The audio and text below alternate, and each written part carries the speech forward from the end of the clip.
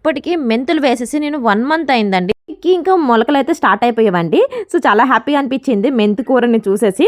So, ఎంత బాగా వచ్చిందో మీరే చూడండి. తర్వాత మిరపకాయలండి మొక్కలు ఇవి కూడా చక్కగా వచ్చేసాయి. ఇవి పువ్వులనమాట. మనీ ప్లాంట్ అండి ఇది పెడుతున్నాను. తర్వాత బ్రెజిలియన్ వుడ్ ప్లాంట్ అండి ఇది.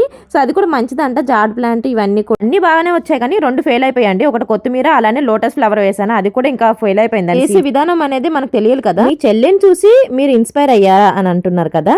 సో, ఒకవేళ ఇన్స్పైర్ అయినా కూడా తప్పైతే లేదు కదండి. ఒకరిని చూసి ఒకరు నేర్చుకోవడంలో. చెల్లి రీసెంట్గా పెట్టిందండి వీడియో.